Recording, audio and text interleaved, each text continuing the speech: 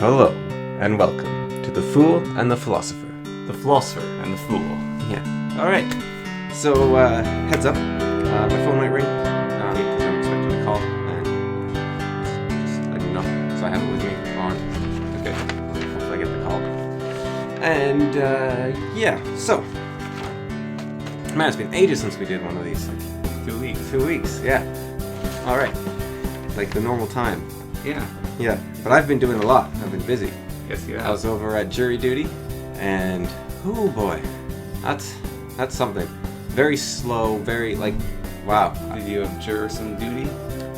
No, I didn't abjure. I think that means to put it aside, but I'm not sure. But no, I was in jury duty, and so I got a look of what a court's like, and it's kind of like a board game. Like the two lawyers are playing against each other. And the judge is the judge? Yeah, the judge is basically, with the jury, the judge is actually there just to preside over the rules, basically. Huh. But they're just basically playing a board game, hey, you used up your disallows or whatever, and you've asked him this question 3 times, so you can't ask it again, and you've done this, and... How many disallows do they get? I forget what they're actually called, but in Melbourne, at least, you get 12, which basically means that when someone comes up, you can say, I don't want them, and then they're not in the jury, and then another person comes up, and each lawyer is allowed 12 or so, and Do the lawyers go objection and stand up and point? they object constantly, but they stand up and say objection, but they don't point or anything. They just go objection, constantly, because they're constantly trying to make the other one play within the rules and trying to bend the rules a bit themselves and push it a bit, and they're it's like a combination of board games, actors, storytelling, but that all sounds like stuff I would like, except it's so slow and tedious at the same time. And also, all this play acting and storytelling in this is about people's lives. So It's not a game. I didn't come away liking either of the lawyers, I have to say. It's not because they're treating it like a game, but because they would try to make the enemy witnesses, the opposite witnesses, react angrily or something, so that they could later use that in their final spiel and stuff. And they tried to grill them on stuff. And As you saw, this person reacted like this sort of thing? yeah. And so they tried to push them, and they tried to they I didn't know they could do this, but there was one thing they did, which was basically you're a dirty... That's not true, is it? You're a dirty, rotten liar, aren't you? And because you make it a question, they can answer no, and so it's allowed, basically. And so one of the lawyers especially was doing that, and it was... So they can just straight up It was basically insults, just And it wasn't maybe that extreme, but it was stuff kind of like that.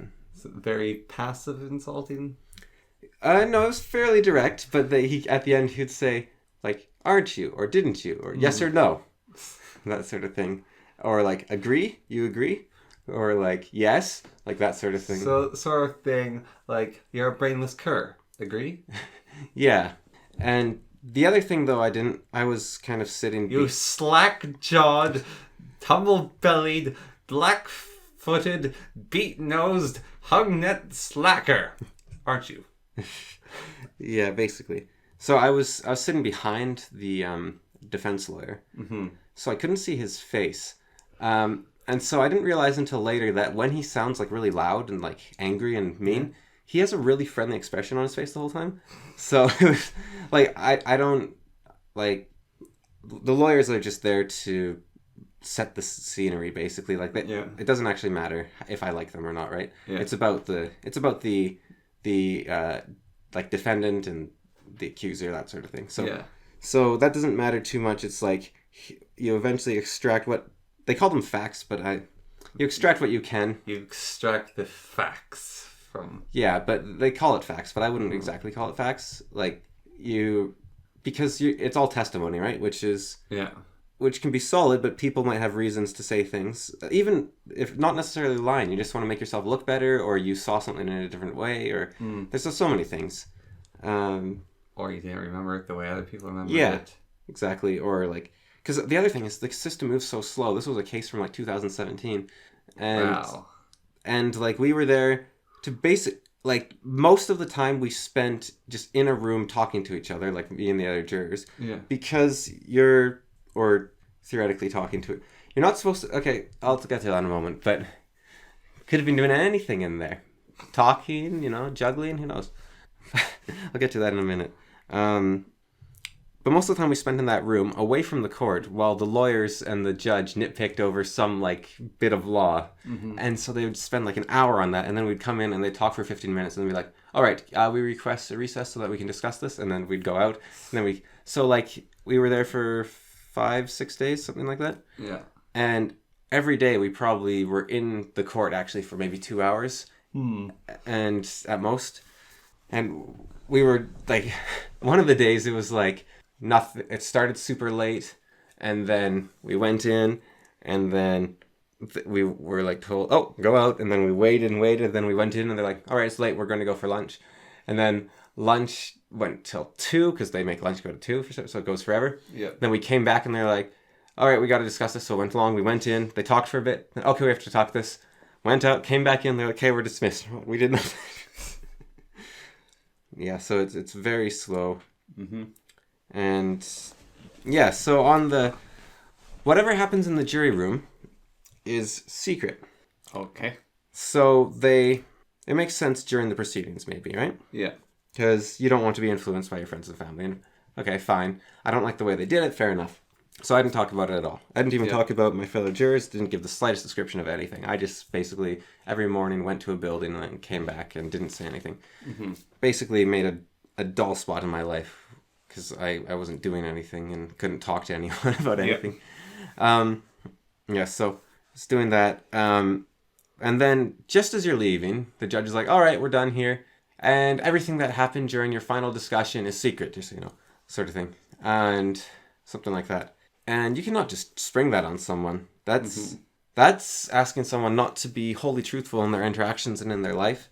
And that's asking a lot. Like, if you ask a vow at the start, that's one thing, because then you can say, I don't take your vow. I can't take your vow. Yeah.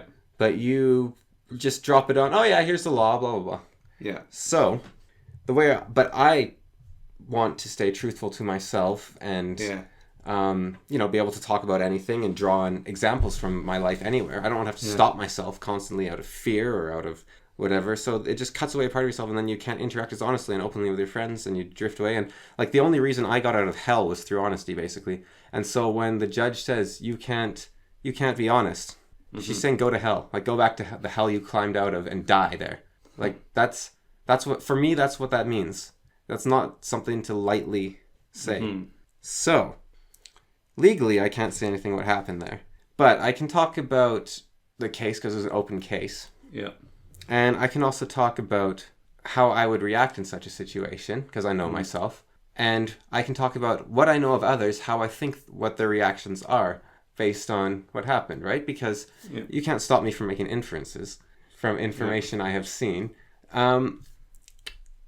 So anything that I say about that on this podcast is an inference or an extrapolation Or a based story on you made up. based on the publicly available information, in addition to my own understanding of these people and my own experiences.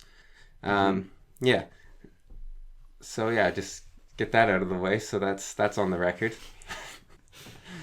Because I think it's a ridiculous thing to drop on someone. And if I ever go to jury duty again, I'm going to say, am I required to be secret? And if so, make it a part of my vows, and then I won't agree to it. It's like, I'm not doing that. I'm not killing myself. You can't get me, you stupid judge. You're honorable, stupid judge. Yeah, maybe. I'm not sure what you call them here, because... I'm not sure how to insult them. Well, in the United States, you call them Your Honor. Yeah. But like in Canada, in the Supreme Court, you actually call them Your Lordship or My Lordship. Same with the United Kingdom and Australia. Yeah, where we are. But it's fallen out of use, Your Lordship and Your Ladyship. So now they tend to just say Your Honor for all levels of court. And even in the House of Lords? Well, they're actually lords, so I don't know. But it did make me think, like, if I ever want to be a lord, like, I could become a judge. Like, that is a way to... Or you could buy a fiefdom.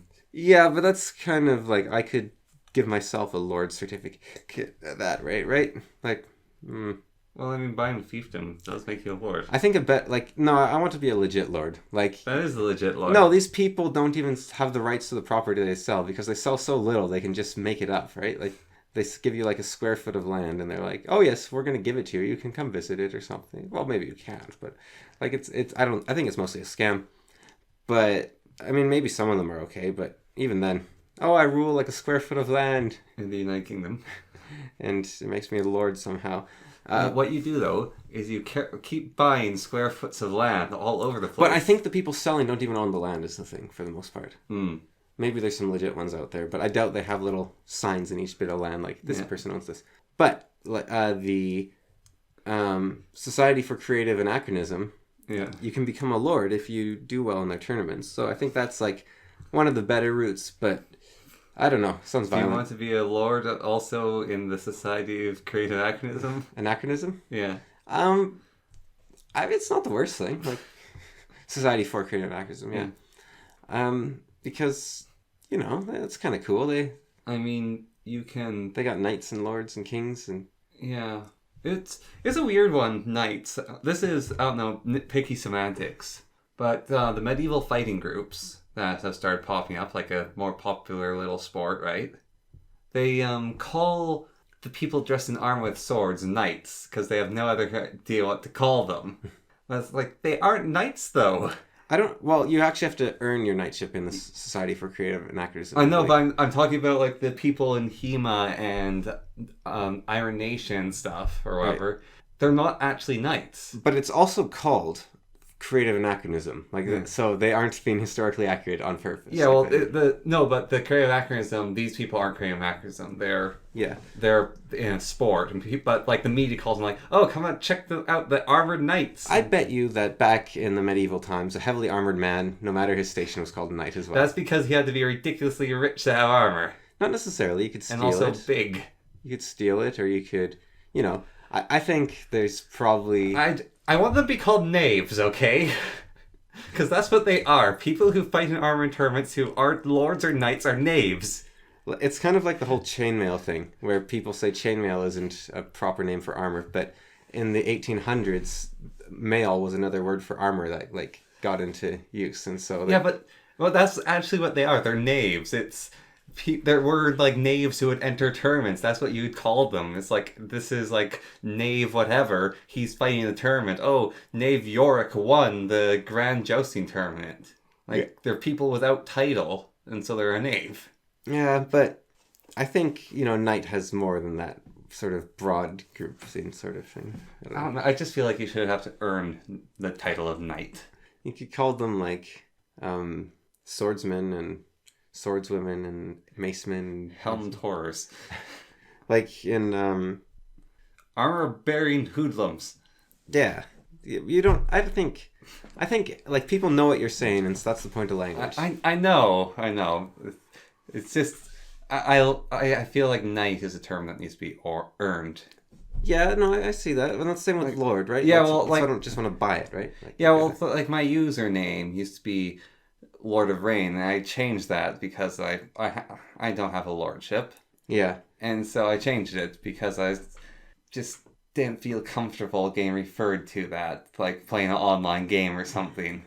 Lord Cameron definitely, mine, is definitely at times I feel a little embarrassed about it because it's like, oh, Lord. Or I definitely sometimes get that embarrassment. And if you, I don't know, there's this Minecraft mod called Lordcraft, which I didn't make. Mm-hmm.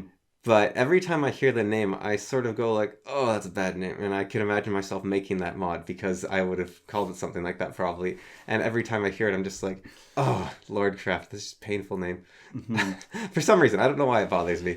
Yeah. But... Well, it sort of started, partly why I changed it is when I was playing Dota for a while with a group of people, another guy in the group was named Connor. And his username was Ramna Connor, and no one wanted to call him Ramna. Right. So they just called him Connor, and then they'd say my name Connor because no one wanted to call me Lord of Rain. And it's like, oh, why not Rain? But another guy in our group's name was just straight up Rain for his username. We all referred to him as that. So they call you Lord. Well, I say, okay, use Lord. And they're like, I'm not calling you Lord. Like, all of them are basically along that line. Me Lord. Or even Lord Connor. So, like, have to have, like, someone refer to you. And I was like, fine, I'm going to change my username. So I went and did that. Get to the lane, me Lord. We need your units to fight the towers.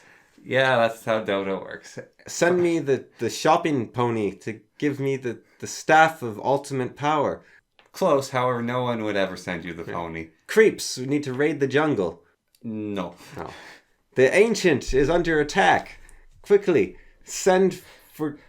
Have you ever considered being an announcer for Dota? Rohan. That could be kind of fun.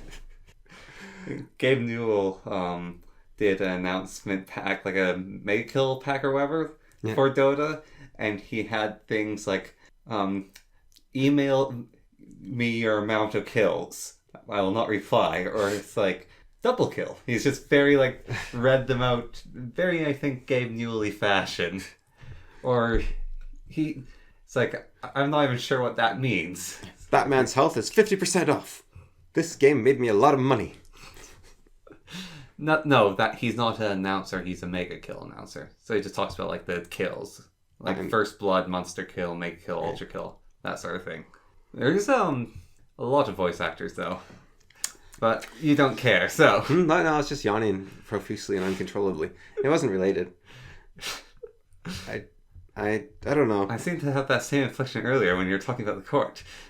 It must be going around. I don't know. I've been getting a headache last couple of days. I don't know if it's because I've been eating rice and maybe the rice isn't working. Or the smoke. Is it smoky still? I don't think it's still smoky. Yes, it's smoky still. I haven't noticed. My window's been open all night. Maybe that's the problem. Yeah. Maybe I should stop doing that. But I just like air. I do too. It's rather useful. Yeah. So speaking of smoke and mirrors, like illusions, makeup. Right. See, that was a good transition.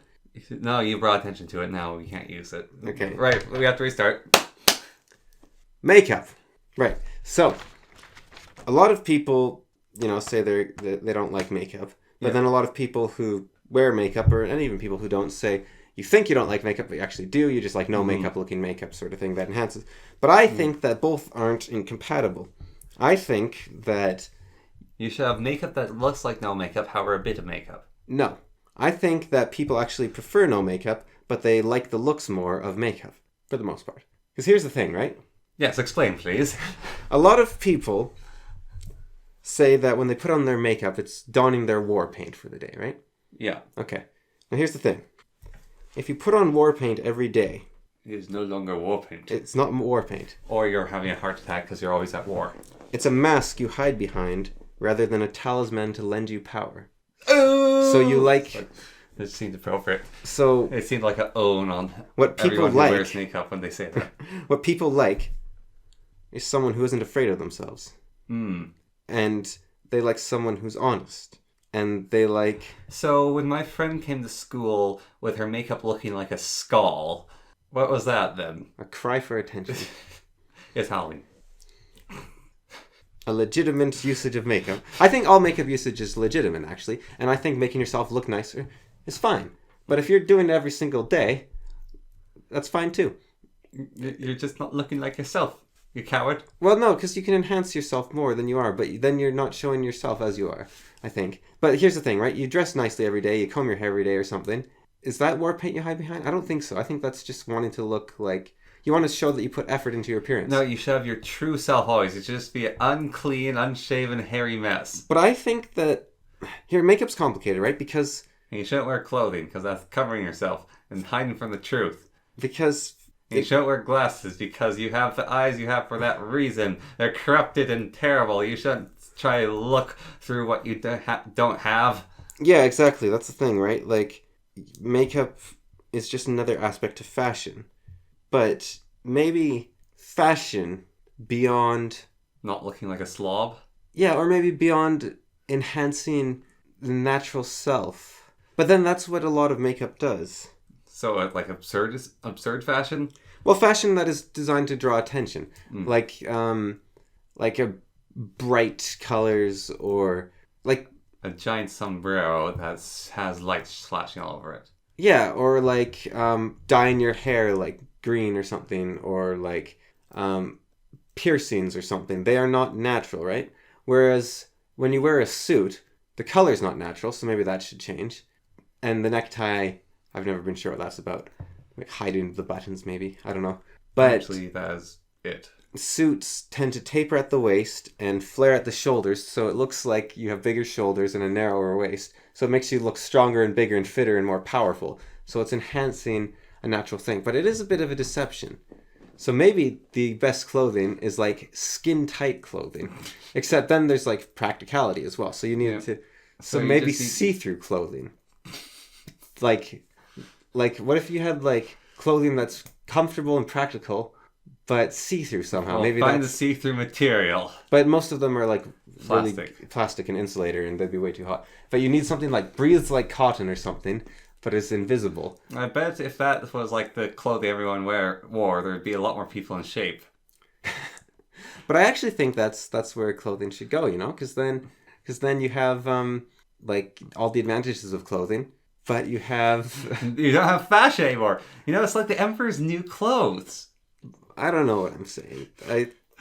You're saying you're a massive pervert and you want to see everyone naked. I don't think I would though. Like, I think it's more if you take an argument to its logical conclusion, and the only way for it to work is for everyone to be naked, then maybe makeup's okay. Well, I was thinking like... Or maybe I'm arguing along the wrong dimension here. Possibly. I was thinking like you were saying like, oh, like a flaring color like doesn't suit someone or something, right? Or like grab for attention. Like the guy who's been on here several times, Romney, he looks excellent in a white suit. It really fits him. Like a bright white suit. A lot of people shouldn't wear a bright white suit. But he looks really good in one. I think a white suit fits anyone. I don't. Elvis. Some princes somewhere. Go on. Right, here's maybe the thing then. You don't want people hiding in falsehood and shadows. See, elves and fairies are more attractive than humans. But humans don't want elves and fairies. They want other humans. Mm-hmm. Does that make sense? Sure. Or how about... like, cats are more graceful than humans. Yeah. But that doesn't mean that every human should dress up like a cat to look graceful. Yeah, okay. I think because people want people. They want to interact with fellow humans. They want to see humans. They don't want to see cats. Yeah. Even though the cats might be more pleasing to look at as they move. Mm-hmm. And so I think you will set yourself above everyone with makeup because you look inhumanly beautiful or something. But... or you just look like an evil Russian agent from some movie.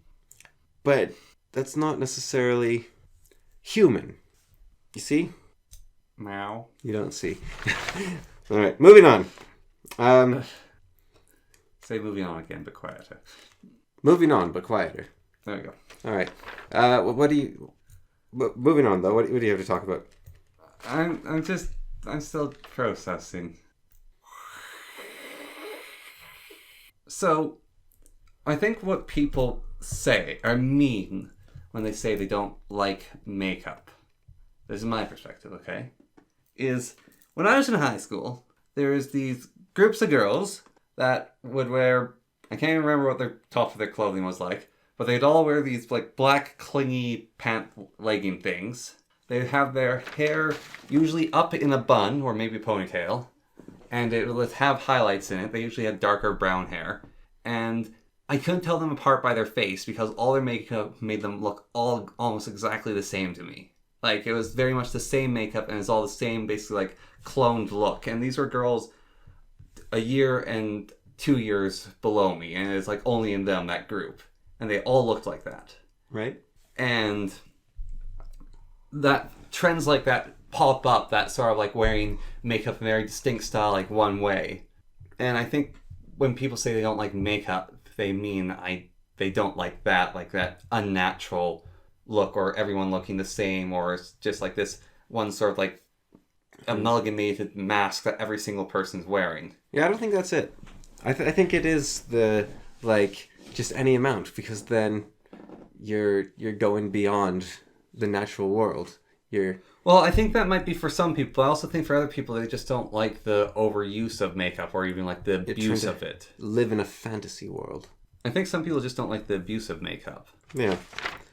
Is more than anything else. And so that's why they say they don't like makeup.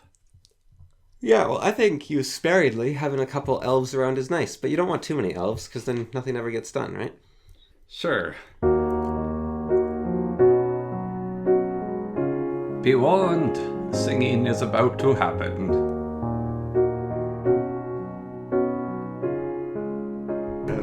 So, you had a problem with a song. What do you know Yes. about it? Right, let me pull up the lyrics here. Right, so... Because you had a problem with a song, and I didn't get. I had my own problem with the song. You disagreed with me. That's Water Under a Bridge.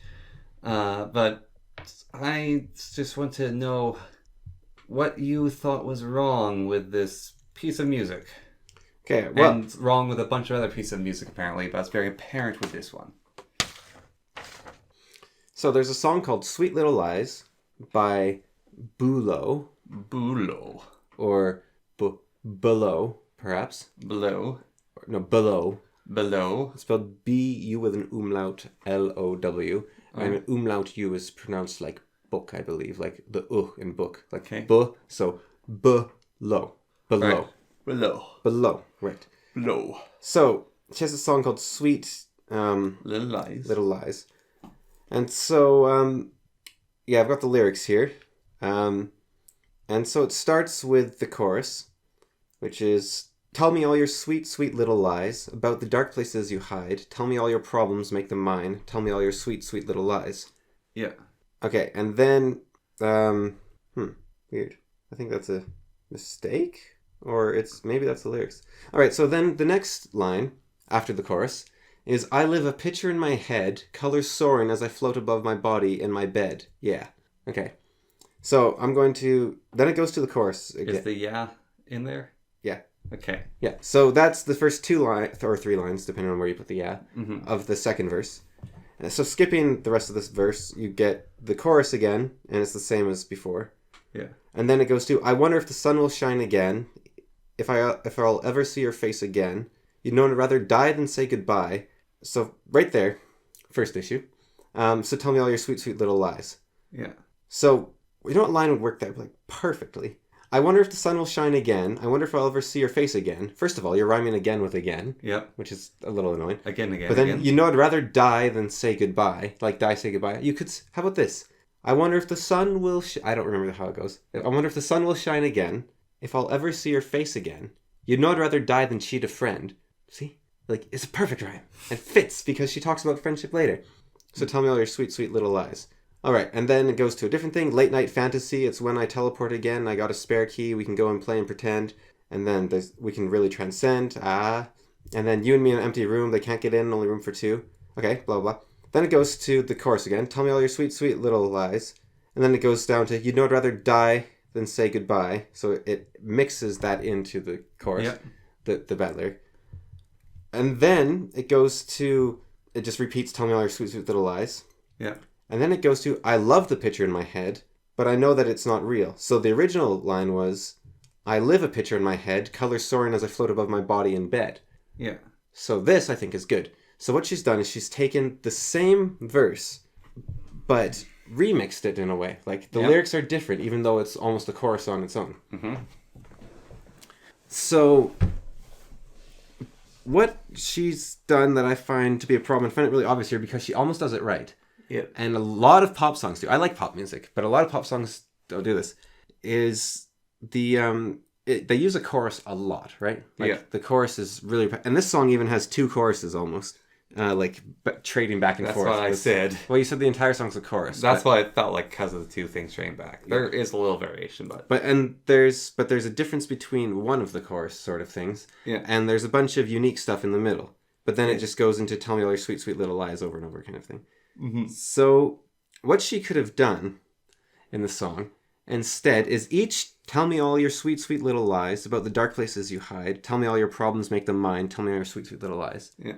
Each time that's repeated, you could take that same structure, but mix it up every single time. And I'm not saying change the order or anything. I'm saying have a different words but very similar. So instead of let's try to think of it, okay? So instead of tell me all your sweet, sweet little lies, all about the dark places you hide, right? So that's like the first one, right? Yeah. But then the second one could be like, tell me all your dark, dark little, and it could rhyme with this even to feel like it's almost the same. Yeah. Dark, dark little rhymes with lies, like, well, hide she even uses.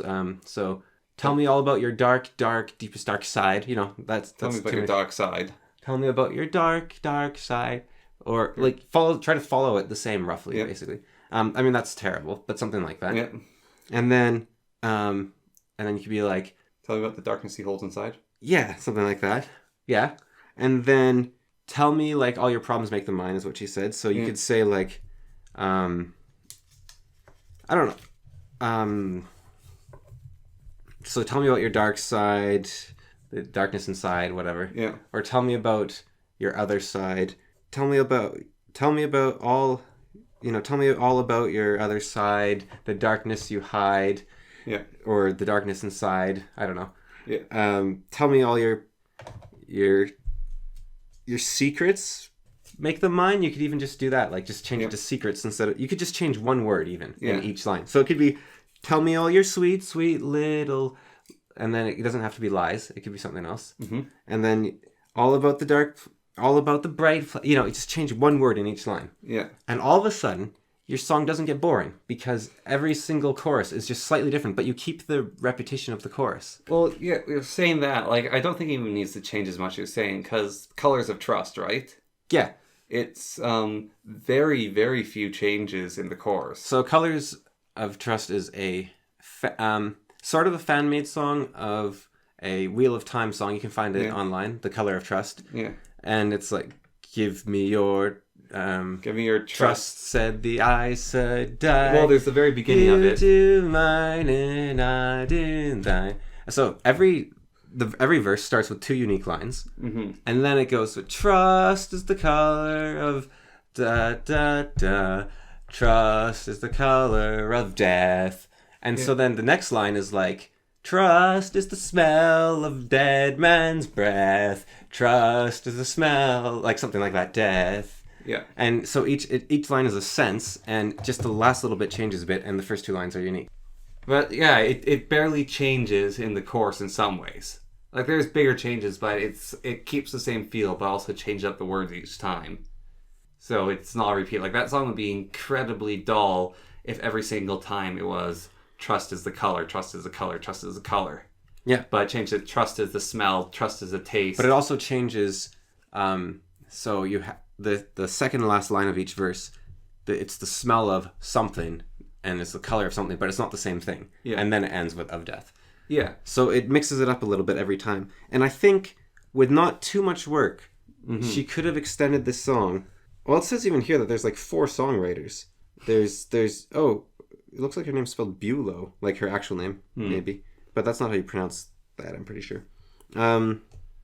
Unless you do, I don't know. Bulow. Maybe it is pronounced Bulow. All Maybe. right. But I thought it was pronounced like an ooh. Maybe it's pronounced like a u. Not sure. So yeah, there's a person named David Fisher, Megan Bulow, Michael Wise, and Nathan Ferraro all wrote this song together, it looks like. Yeah. And I think that with 4 brains at it, you could come up with a slight bit of variance for each chorus. It doesn't have to be much. Yeah. It can just be a tiny little bit, but just enough that the song stays a bit fresh and a bit unique. Like a lot of songs don't do this. But like one song that does this, almost, is Snow. Because they repeat stuff, but they mix it up a bit. Because it's like, deep beneath the cover of another perfect wonder, and it's all white as snow. Whoa, whoa, whoa. And then you got like, deep between the cover of another perfect wonder, and there's nowhere to go or something. Yeah, and deep something with a perfect lover. I'd have to start from the beginning to really, but it repeats itself a bit too much. Yeah, but it does. But it has variety. Glad that's over. You're listening to Philosopher. So I was thinking this earlier before we started, which is like, there's this like commission artist I was looking at, and they're like, like these like little like these pieces of artwork that I think would take me like I don't know maybe 3 or 4 hours. If I practice a lot, I probably could pop them out pretty fast. So these commission pieces, and they're like, If I was really good at art, I could Yeah. do these things in no time. yeah, but I say like practice though enough. But this person's like $20 for them, like $20, and I'll make you one of these. You can tell me the details, I'll make it. Yeah. And like they had other stuff. I was thinking, man, like that wouldn't be worthwhile for me to do stuff like that because I would take like 3 hours on one of those things and only make $20. Yeah. And so I was thinking like, oh, what skill do I have, sort of thing. And it's like you were always saying like, oh, Alexander, like the confidence or whatever. And a lot of people have said that. I was thinking, in past life, was I a mountebank or something, or Oh, like a scammer sort of thing? a snake oil salesman? Like, Yeah, trust me. trust me, this will clear up your boils, no problem. Every single lyric in Around the World is different. You just gotta listen. Trust us. There's so much variety in Daft Punk. It's amazing. The first lyric's around the world, but the second lyric's around the world. And the third one is around the world. And the third one, it'll blow your mind away. It goes back to the first one. It's around the world again. But it's like harmony there. It's amazing. Trust us. And in just a second, I'm going to teach you how you can write a song like Daft Punk. Now, Daft Punk, they made a lot of money. They're Alright, you can stop now. They've made... They go to concerts. They have their own pyramid. Actually, Do you want a they pyramid? stopped doing concerts. They don't do concerts anymore. Do you want to be able to retire on top of your pyramid with your robots henchmen? There's a new band that is a tribute band to Daft Punk, and they basically play Daft Punk's music and have their own pyramid so that the concerts can happen again. You too can be a tribute band to Daft Punk and get your own pyramid. All you have to do is first think of a really catchy line and then discard it, because you don't need a catchy line. You can use anything. You can just use open the their drawer, music, actually. and then you say open the drawer, and then you say it again and again and again, and then you add some cool beat to it, and it's like open the door, chicka chicka, open the door, chicka chicka, open the door, chicka chicka, woo woo woo, open the door, chicka chicka, open the door, chicka chicka, woo woo. And in just a moment, I'm gonna teach you how you too can come up with such a catchy beat. I'll do it live right in front of you. You just have to click this link below and give me $54.99. That's 1 cent less than $55. And boy howdy, will you enjoy your money going to me, because you'll make money. This will make you a lot of money. It doesn't make me money. That's why I need your money. But it'll make you money. Or That's actually I'd rather not do. I want to share with you because I'm already rich. I don't need money. I want to share my thing with you. There you go. And I want you to give me money for it, because I don't need money, but I want your money. Because if you don't earn something, then you don't deserve it. So you've got to earn. You've got to want this, and that's why I'm raising the price right now to a special offer of $74.99. That's right. You're gonna feel like you've earned this, and if you put in the code PP Cameron, then you will get negative 75% off, and it will go up to $125. And woo! You'll like that. I don't even know if you can do negative percentages, but hopefully that worked out and nobody corrects me on that math. Like Eric Weinstein, because he's probably got a grudge if he ever listens to this. I don't know math. I'm certain I've said something along these lines before on the podcast, but people who teach how to write, I always feel like, why aren't they writers? Yeah, well, that's the thing, right? Apparently, the school I went to, which did we mention it before? University of Victoria. Don't go there. Yeah. They for the writing program. I was talking to someone that went there, and he said they all used to be big like writers and stuff, and they slowly like left Because they wanted to be writers instead of teachers. Well, no, they slashed the budget hugely for the arts section of the school. Oh, really? Yeah, and good riddance, because it wasn't artist ever done for anyone, huh? Worthless. They're a drain on society. They are. I think I want everyone to be a farmer? No, an oil driller, All right. a coal miner. Okay. I think that's a bit extreme. Or a potato farmer. I think coal mining's an art, actually. So is potato farming. Like, you gotta chip the rock right, and like black lung, more like But yeah, so they all left? the tar of dreams. Okay, yeah. All the artists left, though? Yeah. And in just a moment, I'm going to tell you where they went. And you can go there too. Give me... Straight back to the abyss you came from, you hellspawn. That was the judge, yeah. So... What are we doing here? Well, we usually use your list, but you don't seem to be doing so. Well, let's use your list this time. I don't have it. We went through it last time. Oh, well, what do you got? I had some thoughts, but I've used them. I've used all of one of my thoughts. I'm fresh out. Well, this list seems a lot smaller than the usual one as well. that's because I used them, and I've been busy. Did you used up that whole list? This whole list? Yeah. No? I mean, no, your other one. Oh, no, this is part of... Yeah. Like that huge big piece of paper, not everything was crossed up on. Yep. Well, no, I rewrote them over here. Okay. Whatever ones we have. So, things I talk about, you just dismiss them on hand. Like, nope, I don't agree with you, blah, blah, blah. Okay, so... You be a listen to The Fool and the Philosopher.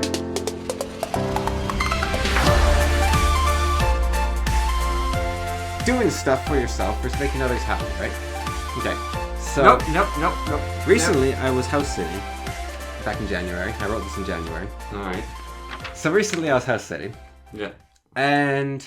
So doing stuff for yourself versus making others happy, right? Yeah. I think I've said before that you should do stuff for yourself instead of trying to make others happy, because you don't know what makes other people happy, right? Yeah. So just do what you enjoy, and other people will be happy or they won't, and the people that aren't happy won't be around you anymore, and so Yeah. bam. And it all works out. Everyone's happy. So I was house sitting in January, and I had been house sitting in August 4 years before. Yes. At the same house. And the first time I house sat at the house, our grandmother came up. Yeah. And... Or down, rather. Yeah. And... Down under. Down under, yeah. Oi, mate. Oi. Ooh, aye. You're the most Welsh-sounding Australian I've ever encountered. Oh, criminy, there's a wallaby on me in me fields. Oh, aye. There'd be a wallaby in me fields. I better get the old wobble schnacker. I better get the old Blade of Cthulhu to get rid of them. Now I get to get me boomerang. Get me boomerang to take out them wallabies out of my fields. Yeah, and send them back to the Billy Bong. Yeah, hop along, yeah, wallaby. Yeah. Right, they're gone. Okay. We're part of the Commonwealth, we're allowed to say that. Maybe. Yeah, maybe to being part of the Commonwealth. So, the first time I did it, both times I did it, grandmother came up. First time I did it, it was super stressful because I was trying to house sit there. Yeah. And I was also, like, she kept saying, like, you got to come over and see me because I'm only up for however long. And it was my birthday at the time, but I was just wanted to house sit. And then I was just, like, made the house sitting suit. I wanted to just get away, write my book a bit, and just want to relax. get away and write my book. Yeah, just... All right, Bilbo. Relax, make a bit of money, help out friends, that sort of thing. Yeah. So, it was meant to be this really nice, calming job, but I just kept going, like, back and forth and driving over to see my grandma and back and forth and our grandma and back and forth. It was really stressful and not very fun, and it was one of the worst birthdays of my life, and it was because I couldn't spend any time with my friends because I was too busy to do anything or arrange anything, and it wasn't great. So then I took a house sitting job, same place again. I was like, oh yeah, I'll just relax here, just a bit past Christmas, just kick back, relax. Mm-hmm. And then she comes up, just boom, out of nowhere, and I'm pretty sure she monitors that house or something now. Look, I love our grandmother, she's great, but it's just the stress of having to go back and forth, and she's like, oh, look, I'm up, and this sort of thing. So this time, I was like, nah, I'm staying. I chose this job beforehand, and it's way too much work for me. I'm just going to sit here, and I'm going to make time available, and if they're not available, then that's that. And so I had time available, came over, we did stuff. I was like, okay, that's done. If I get more time, I'll do it. And then, well, yeah. And then,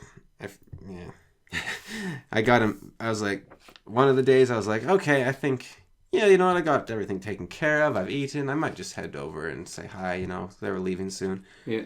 And then, I got a message from her saying something like, I'm not going to just leave your present for you. I want to give it to you in person or something, which you can take that multiple ways. Like, you can take that in a fair enough sort of way. Like, yeah, like, oh, you want to see me sort of thing. Like, oh, okay, I'm not just leaving your present here. I want to give it to you in person.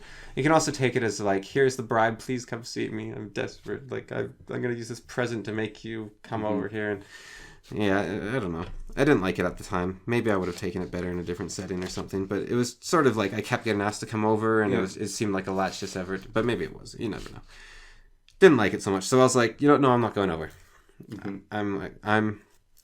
I'm just gonna do what makes myself happy versus others, and the world will be better for it because there's honesty, and it's the universal panacea, that sort of thing. But the thing is, which makes that sort of thing very hard, which I found at the time, was you don't always know what is like good for yourself. Yeah.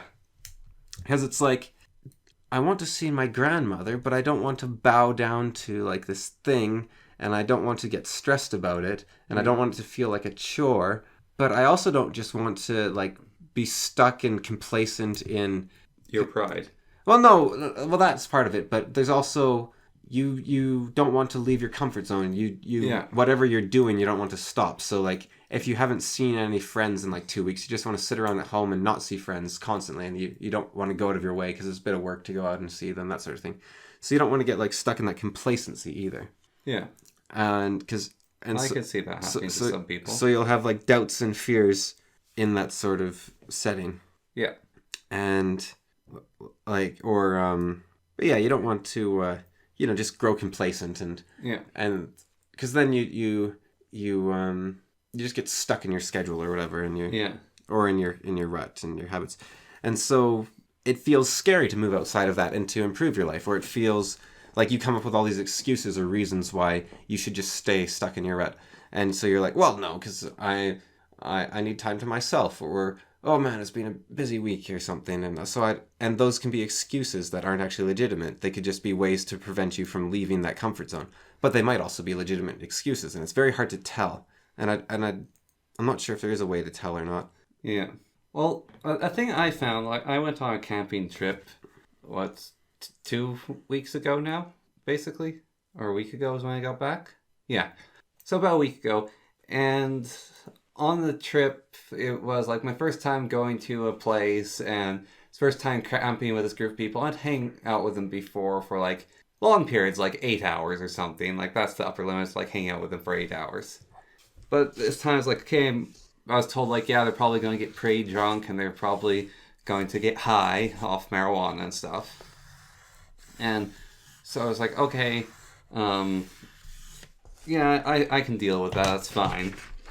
And, I mean, a lot of them weren't that bad when they were drunk or whatever. But it was more just, like, I went out there mostly, like, oh, camping's relaxing, going out with my friends. And, like, the times I did stuff that was, like, relaxing was really nice. But then they're, like, constantly leaving food out or leaving the fire going. And it's like, okay, this can't happen. We're camping. Like, there's bears. There's a high fire warning. So they have to, like, watch the fire or put it out. Or it's like, okay, put away all the food while they, like, go off and do something. So it's constantly basically cleaning up after the mess they left. And I don't know if I hadn't been there, if they would have had that responsibility and they cast it onto me because I was there. Because I'm someone who takes care of stuff because I don't know, I obsess over things like that slightly. But it wasn't the greatest feeling, like, having to constantly fix stuff, and then it's like, all right, I finally put out this fire, I'm going to go somewhere. And then they come and light the fire again. It's like, I just put that out, like, I've been watching it burn down, I put it out. I don't want to be responsible for this anymore. And then I have to, like, watch it, or it's like, don't light another fire, we don't need any more today. And it's like, but it's cold. And it's like, the sun's out, you're going dry in the air or whatever. And so at one point, then finally, it's like, I kind of had enough. I snapped at one point with, like, because no one could drive but me, because I was the only, of the sober people, I was the only one with a license. And so they're like, okay, drive us to, like, this pizza place they wanted to go to and, like, get pizza, and went downtown and wasted a bunch of time because it wasn't open. Then it didn't open. And the whole time I was driving there, like, insulting my driving, saying, like, oh, you're a really slow driver. Why are you following the laws? Or, you're really frustrating to drive with. And it's like, oh, I just want to drive around a bunch. I find sitting in a vehicle really boring. And it's like, I don't like wasting fuel. I don't like driving. I'm just driving you here. And so I got kind of fed up. And so it's like, all right, this fire here, like it's lit, it's burnt down. I've made sure it's gone out. I've like have this food here for someone they're going to wake up. I basically said to them, all right, I have this food here for when they wake up because like they've been sleeping. They have to drive a long distance a day. I've put out this fire. This is your responsibility now. And I left. Basically told them, like, you're here now on the campsite. And I left to go down and paddle at the beach. And then they lit a fire, and then they left. And left the fire going and left the food out. And the other person was waking up by a park ranger who was really mad at them because they weren't attending to anything in the campsite. And I don't know, it's like a bunch of times I, like, did stuff for them, like, did things just around camp, and it's like, I wasn't expecting things, and I didn't get any. It's fine.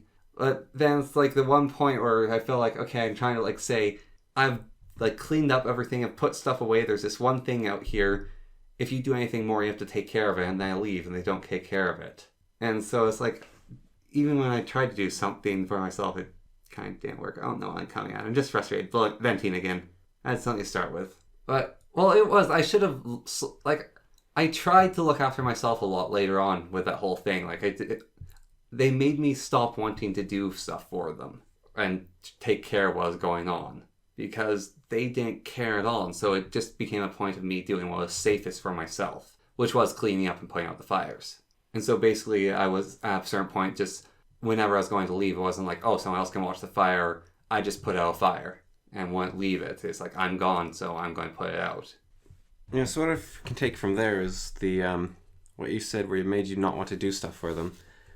I think they didn't want me to do stuff for them in the first place. Shouldn't try to do things for other people. Not exactly. Shouldn't do anything that breeds resentment. Yeah. Which, yeah, like. Well, I know because I guess the one thing I was going to get at is basically like one guy was constantly insulting me the whole time there. And I was like trying to like turn the other cheek, like, oh, he's just joking and stuff. But eventually that does get to you. If someone just keeps putting you down. So if I have to be around him for a time again, I'm just going to say stop that, I feel. Because I don't want to have to put up with that. Even if I ever feel like, oh, he's just joking, or oh, I don't mean it. It's like, I don't care. Yeah, well, I think. Like, just it sort of made me realize, I guess, to a point, that I'm going to just have to tell people outright, like, hey, stop that. Yeah, because it sounds or like I'm going to leave. You do care. Yeah. And so you're yeah. And I'm not saying like you necessarily did anything wrong in that situation. It's more just to find the connection, I guess. It's like yeah. It's or maybe it's just an example that resentment comes from like it's not necessarily a do something. No, it's not a do. Well, like whenever I was taking I don't know, it's like whenever I was just taking care of myself or whenever like I had my own tent, everyone else had like meal tents. I had my own tent. Whenever I like cooked my own food or went to do my own thing, it was really, really nice. And then when I was just like trying to keep up with taking care of all their shenanigans so I wasn't in danger, like things they caused which I had to take care of so I could be safe, that was quite frustrating. Mm-hmm. And they're like, oh, don't worry about it. It's like, no, I do worry about this because you're doing really stupid stuff. Like they were throwing food on the ground in a campsite for like squirrels and birds to come and eat. So you get wallabies. Yeah, basically. It's So I guess the question now is, how do you move on from that? I think I move on from it by, well, partly with the one person just saying like... How do you? Why? I move on by speaking my mind and not taking as much stuff from people. I don't know, less patience almost. Well, I don't... See, here's the thing, right? I don't think you had patience to begin with. Maybe. How do I put that? Now, this is actually just more of a question. Yeah. Is patience toleration, and can toleration run out? I think toleration can run out. Because I think if it's run out, then maybe you're not tolerating it? Does that make sense? Or... Okay, so... If something is tolerable, can it be tolerable forever? So, let's say you have, like you're standing with someone, right? Yeah. And they push you. Yeah. and it's like just push on the shoulder or whatever, and you're like walking, it's like, okay, yeah, you pushed me, haha. Like, it can be funny sometimes. Or just like a friendly thing, and then they push you again, and like, yeah, so like, it's still a thing. And like, they could do that for maybe like, well spaced out, like, they could do it for an hour, and you wouldn't entirely notice, right? And so, that happens, and you're fine with it. And that sort of thing I like that, I find, that's like, it's like, it doesn't even feel bad at that point. Like, it's not a negative thing, like, getting pushed like that. But then the person thinks they can push you, right? And so they're pushing you every 5 minutes. And then you're still like, oh yeah, it's just that old joke thing, and I've just been around them for a while, so it's that joke thing. And it's still a bit of a joke, like, it's every 5 minutes, and then they're like pushing you like constantly, just a bunch of times. And it just starts feeling malicious. So I think at that point, though, like, or even before then, if you don't like pushing, then you should have stopped it earlier. I know, exactly. And I should have So I don't think you're thinking it's a joke. I think you're trying to convince yourself it's a joke. Yeah, well, I think I was, and I don't feel it's as much as a joke anymore. But I don't know if you ever thought it was a joke if you're ascribing malicious intent to it. Well, I don't even think it's malicious. I don't, like, it might not even be malicious at that point. I'm just like, oh, I can push this person a bunch because they don't care. But I think I should have cared sooner. Because, like, basically, he's... Like, my friends and we insult each other. I know that's a weird concept to you. Anyway, but we're, like, always jokingly insulting each other. And I feel like that's possibly what he's doing. However, he just does it so often that it doesn't work for me. So I think my friends and I, we do joke around with each other and insult each other and stuff, but it's a joke. Yeah. Whereas if you are looking to mind read someone else for malicious intent... Well, I don't think it's even malicious. Well, that's what I said. I don't think it's malicious. I don't like it because he just does it way too much. Yeah, I guess... Like, he like, with my friends even, they balance it out with nice words. Like, it's a push and pull sort of thing. Like, it's a back and forth push and pull. But he's just pushing. And it's not a pleasant experience for me.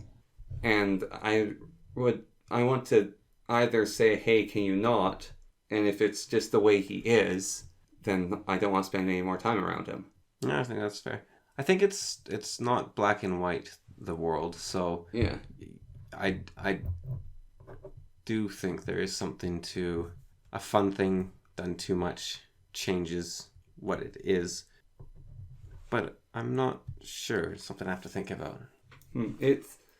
I think there are circumstances where that's definitely the case, but yeah. I'm not sure if a friendly insult is a friendly insult if it's happening too much. Oh, that's sort of my thought. I don't know what it is, but I want it to stop, almost. Like, I don't know if he's putting me down or not. But if you think he's putting you down, and it's worrying you, then I don't think these are friendly insults. And I don't mean that in the sense of they are trying to be mean. It's more like you're living a lie. Like, you're... Yeah, well, that's what I think it might be, almost. Yeah. Like, it's the point where maybe he actually isn't being nice, or maybe or not quite. It's more like I think you can't take it. Yeah, or even I can't take it. I don't know, because like I said, I don't know if it's patience or lying to myself or tolerance or something, because it's like I tell myself someone will stop, like that person, like, oh, he'll stop. But he doesn't is almost a thing. So I'm like telling myself a sweet little lie or something, going back to that song, of like, oh, he will stop insulting me, or he'll say, oh, just joking. But he doesn't. And like the thing, like the one time when he was really drunk one time, he's like, you know what, like, you're a great guy to hang out around. Like that, I don't know if drunk people are more genuine or not. But when he said that, it's like, oh yeah, he is just joking when he said that. But then again, he didn't feel like that afterwards, and so... Yeah, well, whatever the circumstances, it sounds like something you need to talk to him about. Mm-hmm. You know, that camping trip was weird. I don't think I want to do it again. Yeah, I think I got that impression. With camping, I find it hard enough to take care of myself and try to relax. And sometimes, like, I can handle myself. But I have to take care of more people, even if they think they don't need to be taken care of, then it sucks. It's actually almost worse. They're like, oh, you don't need to do these things. Like, yes, I do. You're going to cause a forest fire. Or attract a bear. Or it's like, oh, that won't happen. There's, like, no chance of that happening. There is a small chance. Like, that's actually one thing that really gets me is like, oh, there's such a small chance of that happening, you don't need to worry about it. It's like, I don't like dealing with this small chance. I want it to be 0. Yeah, I was thinking the other day, though, Well, there is risk versus reward, but the reward is never good enough with those cases for me. when you walk through the woods and you're constantly looking out for signs of bears, because there's a small chance of being attacked by a bear. So you're focused on it intently. You're not going to notice the tree falling on your head. Mm-hmm. So I think there is something to not worrying about every little thing. And when that comes from me, I definitely like look for snipers in every tree for some, like, you know, that sort of, not literally that, but, you know, that sort of. Like, the one thing that's saying, like, don't worry about is my following of road laws. Or following the law. Like, that's one of the things. Where they're like, oh, you're so anal about that. It's following the road law and following the bylaw sort of thing. And it's not even... Like, one thing I think people might get the impression of is, like, I'm afraid of being punished for breaking the law or something. Or, like, oh, there's no police around here. That doesn't matter to me. Like, if I don't believe in the law, like some law is put down, I'll break it. Because it's a bad law. And I'm going to, like, not follow it as an example, say, hey, this is bad. And then when I'm arrested or whatever, then I can talk about it or try to do something. Or even don't break it, but just try to talk about it beforehand. And if it's going to destroy me to follow that law, then I won't follow it. But a lot of the time I agree with the law because it's put in place for a reason. And, like, they didn't just come out of nowhere with someone trying to restrict other people. Like, there's a reason for it. It's to keep people safe. Or to just make life easier for people so there's, like, not a huge mess all the time. And so I don't have a fear of authority or fear of being arrested.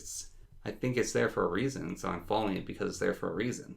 Like, I could try to drive the safest I possibly could, like, go really slow and, like, turtle up and have a giant tank of a vehicle, but that wouldn't actually be super safe. But in my first impressions of what's safe when driving, that's why I feel like it is.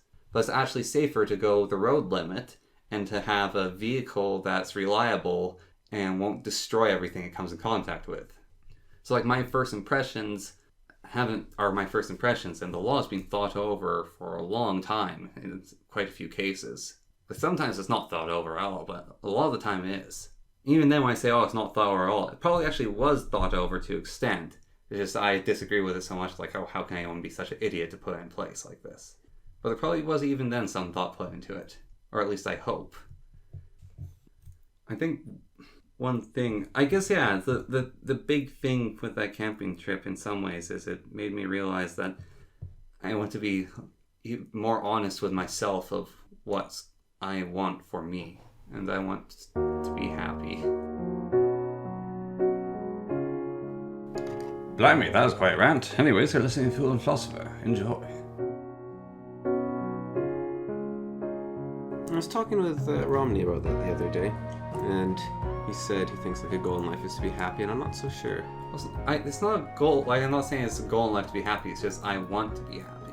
What is happiness? Happiness is a side effect of contentness. What's contentness?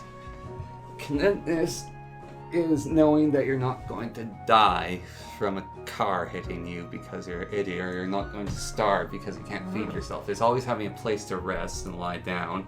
Maybe. Contentness is what makes you less stressed. So it's a lack of stress. It's a pattern that you can be a part of. I don't think that's the case, because I think the reason that people are where we are is because we're very rarely content. Yeah, but we're trying to be content. Because if we actually achieve it, we get very bored, and it, like... Yeah. It causes depression. But, like, happiness is trying to achieve contentness, almost. You just don't know how to get there. That might be closer. So, I don't think... You want to try to be content, but maybe you don't want to be content. Yeah. Well, you want to be content, but you don't want to become a machine. You want to keep living. Like you want to put down roots, but you want to put them down on a moving platform. I think if... Or even you want to have some place to go back to when you're done your adventure. Almost. Mark Manson was saying in one of his books, I think. I don't know, I'm 20 years old, I know nothing. About how he thinks a lot of the problems of the modern world are because we're victims of our own success. We have everything, so we are basically almost entirely secure. And so we don't know what to do anymore. And so we create these little problems that become big, and we care suddenly hugely about tiny, pointless things like, Someone insulting you constantly. Who loaded the dishwasher half wrong, or whose turn it is to cook or walk the dog, or all these tiny things, and they just like destroy us. And then when something big comes along, even big things don't really tend to come along anymore, but yeah. There are major, but so I think there's big things for you anyways, like a major change in your life, like your grandparents die, or you break up with a loved one. Yeah, but even then, that's not like your entire tribe starving to death because of a bad summer or something. So there's I think like there is very sad moments and shakeups, but they don't actually take away your own security for the most part. And even like, I guess something like a disease or something that pretty much does it, like takes away your security. And you want nothing more than to get better. So there is that. But I think there is something to, but yeah, because that is like, a death or a disease, it does really shake you up. Yeah. But there's also, we're not in like communist Russia or something, or Nazi Germany. So there's that. We're sort of victims of our own success, I think. I don't know if that's true, but I think it has a nice ring to it anyway, so it must be true. Well, that's like, you constantly hear, maybe you don't because you're some internet hipster, social media hipster, so you avoid all that stuff, or like a vegan of the internet. But a lot of people hear, to everyone else, all the time about like rising rates of depression and anxiety and stuff. And it's like, this is higher than it's ever been in history. And I just thought on that, which is because people aren't worrying about getting invaded by someone else or a big disease wiping them out or not getting enough food, since they like don't have something really big to worry about, that they can finally start actually focusing on making themselves healthier, like spiritually, because like every single moment, right, you're not going to die. I think so. You can start actually working on making yourself healthy, and then you now have perspective, realize just how unhealthy you are is almost the thing that's happened. But then you end up with like so many suicides and stuff, and so I wonder if, that is an interesting way to look at it. But I'm definitely more leaning towards the idea of, for the moment, that we don't have all these disasters to focus on, and so we're just spinning in circles and going crazy, and our minds are eating themselves.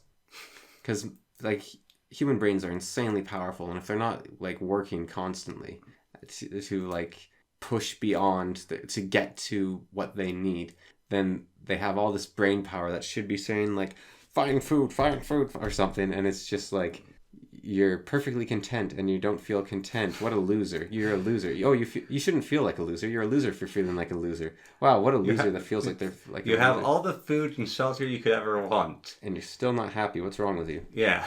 You loser. And then you feel bad for it, and then you're like, but I'm not in this disaster. And I think you were just that your brain can just destroy itself. That's my thought. It's not made for success. Life is suffering. Yeah, and success hurts.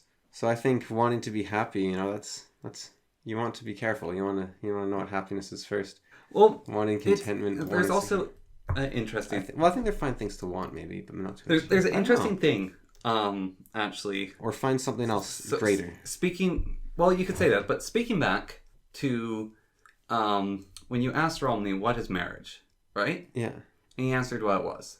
And then it's like, used to be like between a man and woman, whatever. Yeah. So I think there's almost a disconnect between spiritual intellects, like it's not entirely, like maybe a 50% disconnect or something, right? Like it's just the server's lagging or something. Which is when someone says, I want to be happy, or I think life's about happiness. They don't mean happy in the sense that it classically means. I think they mean happy as in like opening up the gate of heaven sort of thing. Like the definition has changed. Like happiness for them is it's the sandwich or the staircase or something. Like that's what their happiness is.